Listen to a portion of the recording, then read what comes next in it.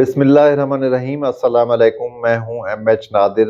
آپ دیکھ رہے ہیں میرا YouTube and Facebook channel Astro next.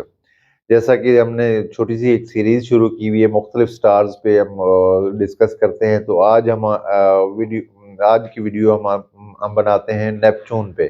Neptune جو ہے 1846 میں دریافت ہوا تھا، سیارہ نیپچون 1846 میں دریافت ہوا تھا۔ نیپچون کی نئی تحقیقات کا سیارہ سمجھا جاتا ہے۔ نیپچون برج ہوت یعنی پائسز کا مالک قرار دیا گیا تھا۔ طبی لحاظ سے نیپچون کا تعلق ذہنی اعصابی عمل سے ہے۔ اگر کسی کی پیدائش کے وقت سیارہ نیپچون نحس حالت میں ہو تو وہ شخص پر اصرار اور نفسیاتی امراض کا شکار ہو جائے گا۔ روحانیت اور صوفیت کو فروغ دیتا ہے اگر یہ پازیٹیو حالت میں ہو۔ نیپچون ایک پر اسرار سیارہ سمجھا جاتا ہے اور اس کا تعلق نشہ آور چیزیں مثلاً بھنگ، چرس، شراب وغیرہ، ان چیزوں اگر یہ خراب حالت میں ہو تو ان چیزوں کا انسان کو عادی بنا دیتا ہے، اور نشہ آور چیزوں کے استعمال کے بعد انسان مدہوش ہو جاتا ہے اور اس کے حواس قابو میں نہیں رہتے، اور ایسے شخص کو عجیب و غریب تجربات سے واسطہ بھی پڑتا ہے۔ نیپچون دھوکہ فریب کا سیارہ بھی شمار کیا جاتا ہے، خاص طور پہ اس وقت فرض کریں نیپچون برج ہوت میں ہو اور سیارہ عطارد بھی برج ہوت میں ہو۔ عطارد یعنی مرکری برج ہوت میں ہو تو اس کو حبوط ہوتا ہے، یہ ڈوب جاتا ہے، اپنی طاقت کھو دیتا ہے۔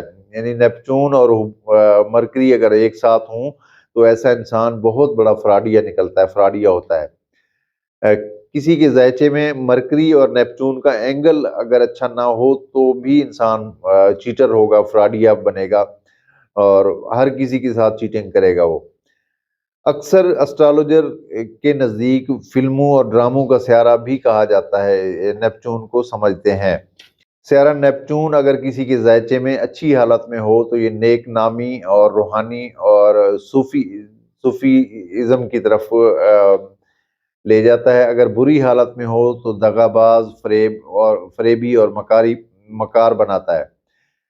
سیارہ نیپچون اگر کسی کی ذائچے میں پہلے گھر میں ہو تو انسان وہم کے شکار رہتا ہے اور انبیلیویبل واقعات ہوتے ہیں اس کے ساتھ۔ اور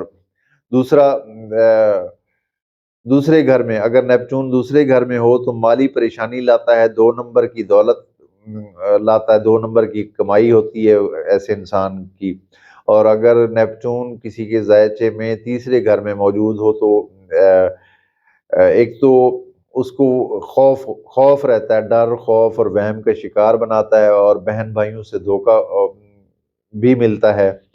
اور اگر نیپچون کسی کی ذائچے میں چوتھے گھر میں موجود ہو تو انسان کے جھگڑے ہوتے رہتے ہیں اور دوسروں سے بھی جھگڑے کرتا ہے، اور خاص کر لائف پارٹنر کے ساتھ بھی جھگڑا ہوتا ہے اور بزنس پارٹنر کے ساتھ بھی لڑائی جھگڑا ہو جاتا ہے۔ اور اگر 5ویں گھر میں نیپچون موجود ہو کسی کی ذائچے میں، پیدائشی ذائچے میں، تو اولاد کی پریشانی لاتا ہے اور محبت میں دھوکہ ملتا ہے۔ اور نیپچون اگر سیارہ نیپچون 6ٹھے گھر میں موجود ہو تو اعصابی امراض کا حملہ ہوتا ہے اور ایسا وہمی بھی ہوتا ہے۔ اور اگر نیپچون 7ویں گھر میں ہو تو کسی مریض سے شادی ہوتی ہے، اور بلکہ شک کرنے والا لائف پارٹنر ملتا ہے، شکی ہوگا لائف پارٹنر۔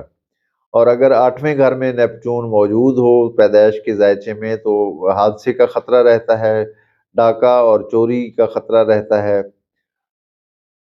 اور اگر سیارہ نیپچون 9ویں گھر میں موجود ہو تو انسان عملاً مذہبی نہیں ہوتا اور وہم کی بیماری کا شکار رہتا ہے، روحانی پرابلم کا شکار رہتا ہے۔ اور اگر کسی کے ذائچے میں 10ویں گھر میں موجود ہے تو وہ کام چینج کرتا رہتا ہے، مختلف کام کرتا رہتا ہے اور 2 نمبر کام بھی کر سکتا ہے وہ۔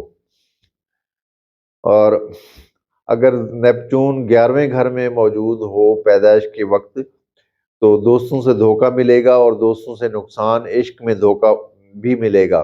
اور نیپچون اگر 12ویں گھر میں موجود ہو تو قابل اعتبار دوستوں سے نقصان پہنچتا ہے۔